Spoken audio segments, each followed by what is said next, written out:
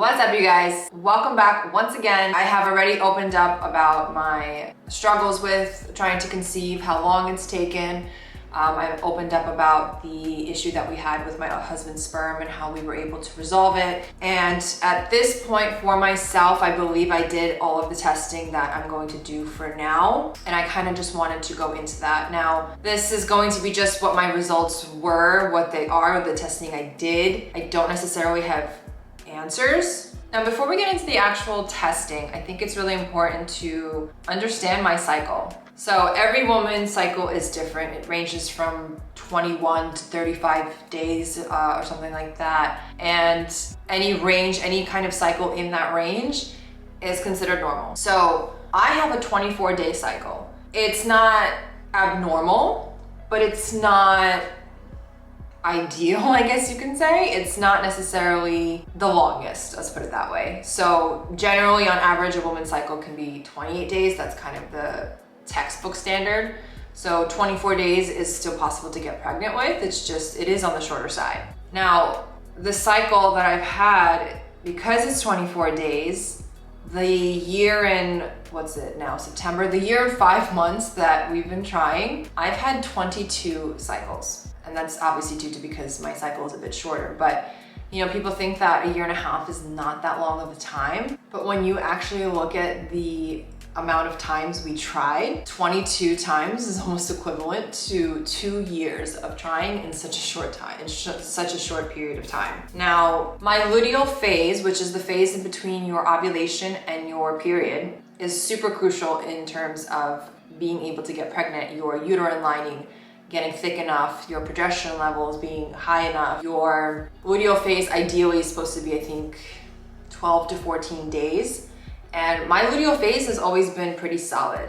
It's been, you know, that standard long, strong luteal phase. So I don't think that has ever been an issue for me. But my follicular phase is on the shorter side. So your follicular phase is the phase before you actually ovulate. Now, it's said that you need to be ovulating from, let's say, cycle day 10 to about 17. You need to be ovulating. That's considered normal. And I've always been in that range. I would always ovulate on cycle day 10, 11. That was kind of my consistent range, which isn't bad, but it is a bit on the shorter side. So you want to make sure you have enough time for that egg to mature before it's released so that it can be fertilized properly. So for me, it was really important to get that kind of longer. So I have a longer follicular phase, so I'm not ovulating so early. That was kind of the goal, something I've been working on since this past June.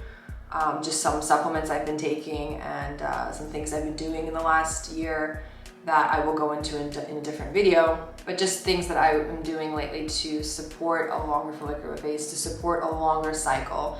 Not necessarily manipulating it in any way. You don't want to manipulate the body into doing something that it doesn't want to, but naturally supporting the natural processes of your body. So that has been a goal of mine. Now, this all started last April. Before we started trying, I wanted to go to the OBGYN to make sure that everything was fine, just get my annual workup. I hadn't gotten it done in a couple of years. And at that time, I had severe cramping, and I thought it was connected to my uterus. It was connected to digestion. I have a whole video on that in the evolution of my diet. But I went in thinking that there's something possibly wrong with my uterus because of the pain and the bloating that I felt. I thought like there's a possibility that there's cyst in there or something like that.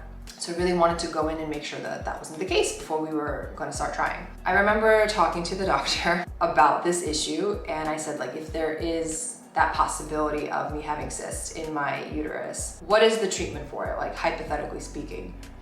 And she said birth control. So I told her that kind of gonna start trying for a family soon. Like, I don't think birth control is going to be a good idea for me.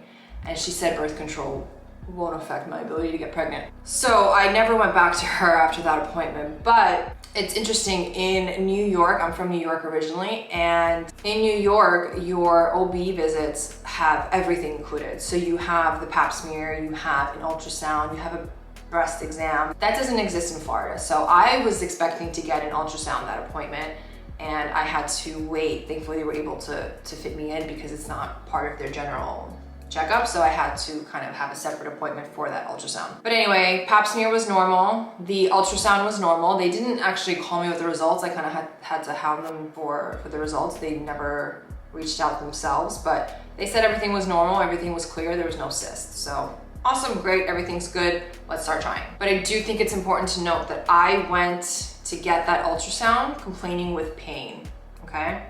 Let's remember that little fact for later on because some things didn't make sense. But anyway, so that summer, you know, we were trying, I was tracking. By October, we were in New York and I wanted to get a blood test done. Now, I didn't know this at the time, but in order to really check your fertility hormones, you need to be doing a blood test on your cycle day 3. From 2 to 4, but cycle day 3 is ideal in order to compare levels whether or not they're optimal. Now, of course, that cycle was the weirdest cycle I had.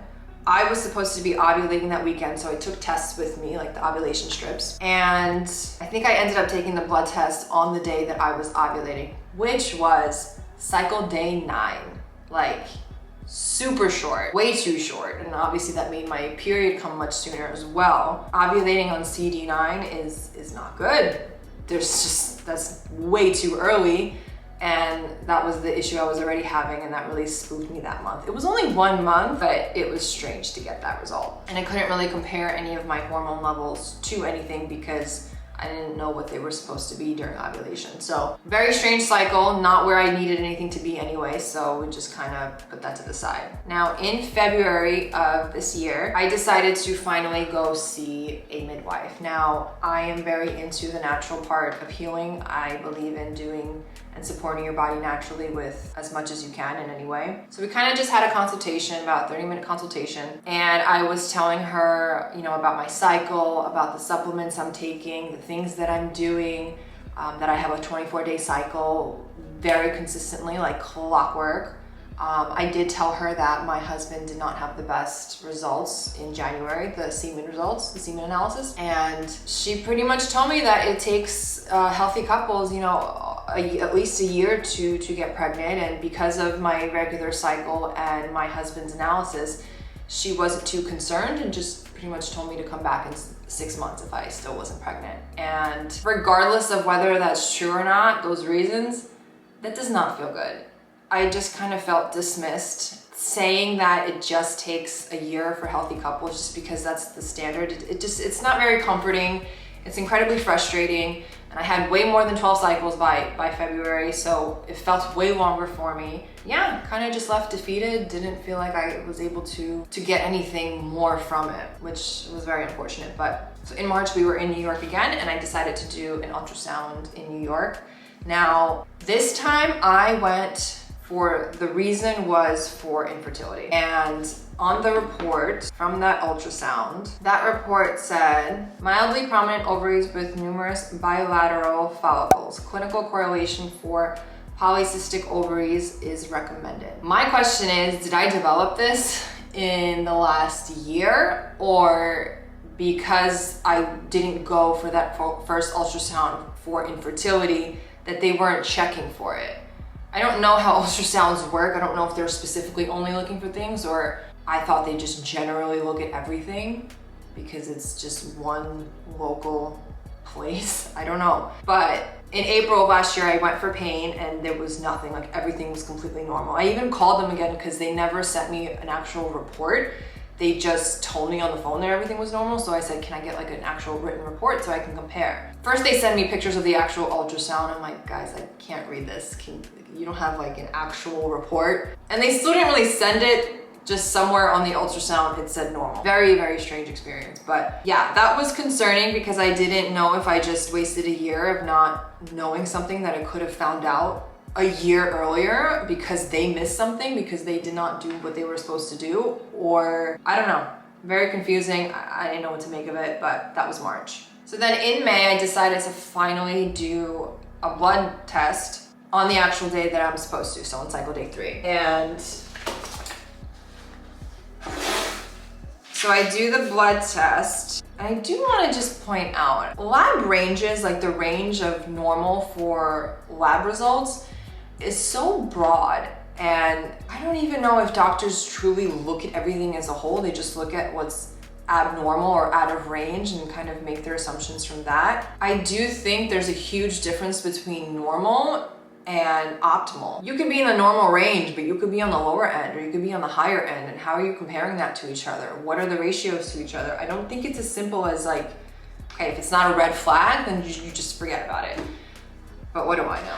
So from that May test, everything was pretty solid except my testosterone. My total testosterone was very low. So the normal range is 10 to 75 and mine was 11. So that's really low, like that's practically red. And not that that's a bad thing because high testosterone could be a very sure sign of PCOS along with insulin, but my testosterone was low and my insulin was also pretty low. Yeah, it's supposed to range from 2.6 to 24.9 and mine was 4.7.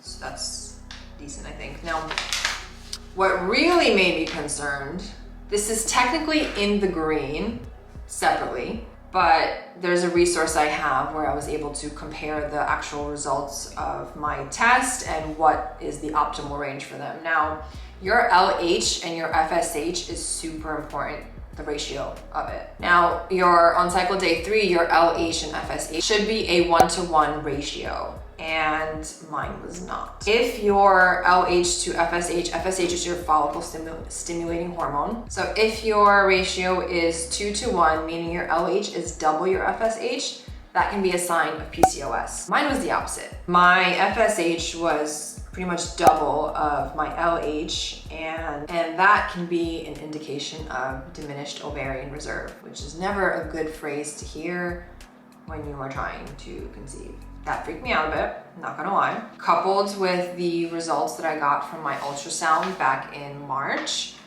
the bilateral follicles. The bilateral follicles could have been an indication of PCOS, and that's pretty much an indication that my body or the pineal gland is putting my body into overdrive in order to produce an egg. So the FSH is super hard because it's working really, really hard in order to produce that egg. Now, the ultrasound pretty much said, I have a lot of follicles, but none of them are maturing. And that's where the high FSH can come into play. So in August is when I finally go back to the midwife because 6 months have passed, and I just kind of tell her the results, the blood test that I got, and it was 3 months that passed. So we said, let's do another test because I was taking new supplements. I was changing a lot the months before the visit. So she said, like, let's see if anything changed and let's do a PCOS panel and see if that's possibly what you have. Now, the results, again, were pretty much all in the green. The call that I got from the office said that, the midwife said everything was normal, everything was in normal range, and I was like, well, great. So I don't actually have any answers. I was going to do follicle monitoring. So I was going to do monitoring of the actual follicles to see if my follicles were actually releasing an egg. But in the beginning of August, right after I came to my second appointment, I started getting a bill from back in February. So this is 6 months later. I start getting a bill from the office and my insurance, and then I start asking them how much it's going to cost for this test or that test, because I was like, this is not going to work for me. I don't like surprise bills. I much rather pay out of pocket and know what I'm paying for and that it's done. That's why I did so many things in New York, because I just paid out of pocket. But no, I wasn't getting any straight answers anywhere. So I did not do the follicle monitoring. I don't think I'm going to. It's going to add up real quick. Insurance doesn't really cover testing for fertility, unfortunately. They only cover like preventative stuff. So I don't know where that really fits in. But anyway, one thing that I did test in August that I was not able to test before because you need to have a referral or a prescription for it, whatever it's called, was my AMH. Now, AMH stands for the anti-Mullerian hormone. And that was something I was really nervous to find out what the level was. I just knew that I didn't want it to be under 1, because not that it determines how many eggs you have, but you don't want it to be under 1 because that can mean a diminished ovarian reserve, and I didn't want my LH FSH ratio to be confirmed by a low AMH. So when I got the results, it was like 6 point something. But if you look at my age, and the optimal levels for AMH is between 1 and 4. Mine was 6, so it wasn't high, but it wasn't in that optimal range. I mean, AMH ranges from 0.69 to like 14, I think, which is such a wide range. But it wasn't out of bounds. Anything over 4 can possibly mean that it could be PCOS because too many eggs or something like that. Some of these things are connecting the dots. Like if I have an AMH that's a bit higher and my FSH is like overworking itself, and then the bilateral follicles, like all of it kind of does piece together. I just don't know if it's diminished ovarian reserve or it's PCOS because it's not clear cut. The standard PCOS is high testosterone and high insulin resistance. So I definitely don't have that, but now there's new research coming out of so many different kinds of PCOS, and it's a syndrome. It's not like a permanent diagnosis, but it's so confusing, and it just feels like PCOS. You have any kind of hormone problem, PCOS. PCOS, it's like, okay, great, what do I do now? Like my lifestyle is super healthy. I've eliminated so many like bad things. I honestly don't know how much more I can do without being miserable, honestly. My diet is on point. I don't drink, I don't smoke, I don't do drugs. I am using so many more cleaner products. I don't know what else to possibly clean up. So at this point, I am just going to keep trying, you know, keep enjoying it, keep living life. I have done the tests that I am going to be doing for now. I don't see any other tests that I feel comfortable doing at the moment. I'm probably gonna repeat another blood analysis in 3 months just because I've added more supplements, and just wanna see how that's going to affect my levels, if in any way at all. So that is where I am right now. I know this doesn't really give any answers of everything that's been going on. Trust me, I know it's frustrating, but if anything resonated with you, if you have anything similar, I would love to hear about it. I feel like talking about it, you never know what's going to be the thing. You never know what that piece of the puzzle is from someone else's story. No one's journey is ever the same, but you never know what worked for one person might work for you, even though it's not the whole picture. So if you found this video useful, if anything, you know, resonated, I would love to hear about it. Don't be shy, please reach out. And I'm looking forward to continuing to talk about this, all the other things that I'm doing for my fertility and how I'm going to continue. For now, we're just letting go of the testing for a little bit. Thank you so much for watching, and I will see you in the next one.